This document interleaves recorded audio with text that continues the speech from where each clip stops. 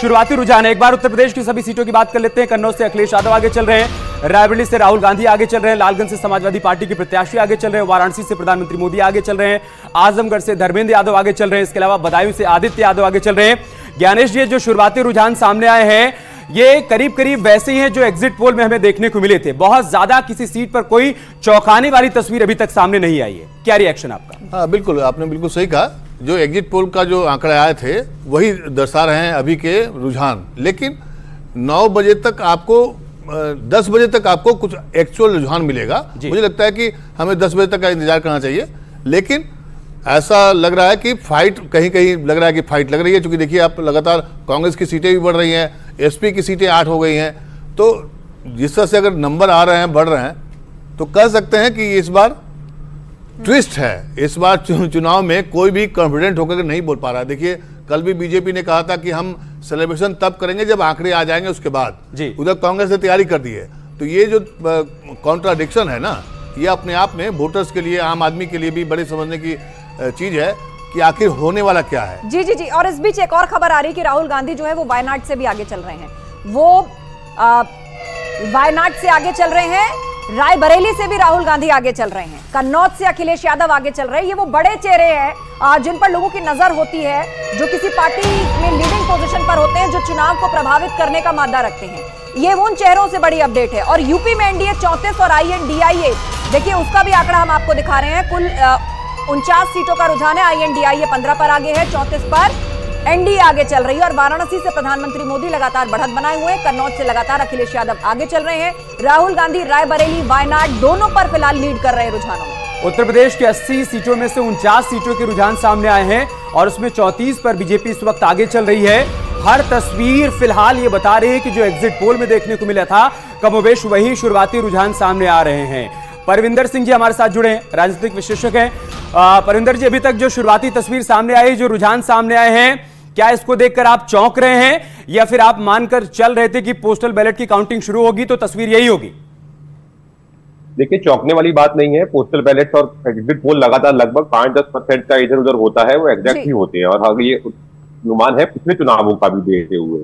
लेकिन यहाँ पर एक बात मैं कहना चाहूंगा, अभी तक नहीं बोल सकते थे, आज काउंटिंग चालू हो चुकी है। चुनाव एक तरफा ही हुआ था। जो लोगों से बातचीत करी गई थी वोटिंग के बाद, वहां पर ज्यादा करके लोगों ने बीजेपी या एनडीए गठबंधन की तरफ ही वोटिंग की गई। लेकिन वो प्रोटोकॉल होता है कि आप पहले डिक्लेयर नहीं कर सकते। तो देखिए कि चुनाव ऐसा नहीं होगा। अपने जो एग्जिट पोल आए हैं उनके इर्द गिर्द ही आने वाला है यहाँ पर। लेकिन एक बात ध्यान करनी होगी, देखिए चुनाव आएंगे जाएंगे, 5 साल बाद तो लोकसभा के आने हैं, अभी थोड़े दिनों में और राज्यों के शुरू हो जाएंगे। लेकिन कभी भी हमें डेमोक्रेसी को कलंकित नहीं करना चाहिए। हार जीत लगी रहेगी।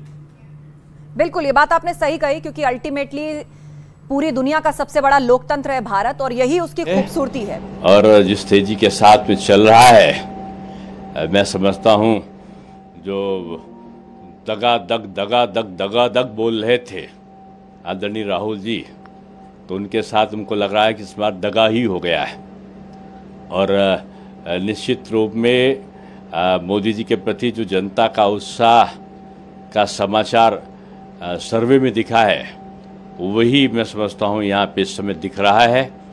और जैसे जैसे जिलों से समाचार प्राप्त हो रहे हैं कि जो भी बैलेट्स के वोट्स आए हैं और जो यहाँ पर जिस प्रकार से जो ईवीएम की पेटी मतदान की खुल रही हैं, भाजपा कार्यकर्ताओं में ज़बरदस्त जोश है और सबकी निश्चिंतता है कि इस बार विजय का तीसरी बार नया रिकॉर्ड बनेगा।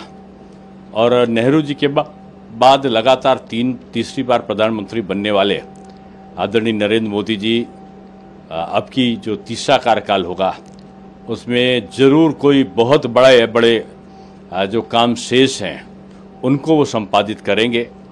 और मैं यही कह सकता हूँ कि जो जातिवाद का, जो संप्रदायवाद का, जो झूठे दुष्प्रचार का कि ये भाजपा आई तो भाजपा जो है वो संविधान बदल देगी, मैं समझता हूँ कि जनता ने इस प्रकार के झूठे जो भ्रम फैलाने वाले उनके संदेश थे इंडी गठबंधन के, उस पर विश्वास नहीं किया है। और जो उन्होंने संविधान को बदलने का काम इंडी गठबंधन के लोगों ने ओबीसी और एससी के मतदाताओं, ओबीसी और एससी के कोटे से जो आरक्षण का कोटा था उनका, उसमें से जो। और चर्चा में लौटे, लेकिन उससे पहले एक दो अपडेट जल्दी से आपके लिए। उन्नाव से साक्षी महाराज पीछे चल रहे हैं, सहारनपुर से इमरान मसूद आगे चल रहे हैं, आगरा से एसपी सिंह बघेल आगे चल रहे हैं और इमरान मसूद आगे चल रहे हैं। कांग्रेस के टिकट पे वो चुनाव लड़े हैं, बसपा छोड़ के शामिल हुए थे और फिलहाल आगे चल रहे हैं। बीजेपी प्रत्याशी यहां से पीछे है। वीरेंद्र चौधरी जी हमारे बीच में है, उन्हीं से जान लेते हैं। वीरेंद्र चौधरी जी, ओवरऑल जो भारत का डेटा आपको दिख रहा है उसको लेकर और जो रुझान यूपी से आ रहे हैं फिलहाल कि एनडीए आगे चल रही है, ये पोस्टल बैलेट है और आमतौर पे कहा जाता है कि पिछले विधानसभा चुनाव को भी अगर हम उठा के देखें तो पोस्टल बैलेट में जो विपक्षी गठबंधन है वो अक्सर आगे होता है, क्योंकि जो ये ओल्ड पेंशन का मुद्दा है इसे लेके माना जाता है कि सरकारी अधिकारियों के या फिर कर्मचारियों के वोट पहले पड़ते हैं। लेकिन इस बार तो पोस्टल बैलेट में भी एनडीए काफी आगे चल रही है।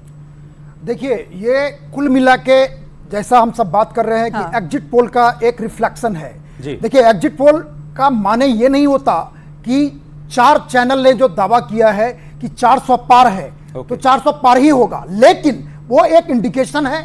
और जहां तक उस पर सवाल खड़ा करने का सवाल है तो 100 में से तकरीबन 90-92% जो एग्जिट पोल है सही होता है, कभी कभी गड़बड़ होता है, लेकिन मेरा मानना है कि जो एग्जिट पोल का जो रिफ्लेक्शन है वही दिख रहा है और आगे भी आपको वही दिखेगा, मेरा ऐसा मानना है आंकड़ों को देख के। ज्ञानेश जी, जिस तरीके का चुनाव प्रचार चला और इंडिया ब्लॉक की तरफ से टकाटक खटाखट ये सारी बयानबाजी हुई और अभी एग्जिट पोल को सिरे से नकारा गया, जश्न की तैयारियां भी चल रही हैं, वो कॉन्फिडेंस दिख रहा था आपको ज्ञानेश जी या ओवर कॉन्फिडेंस था जो अब रिफ्लेक्ट हो रहा है?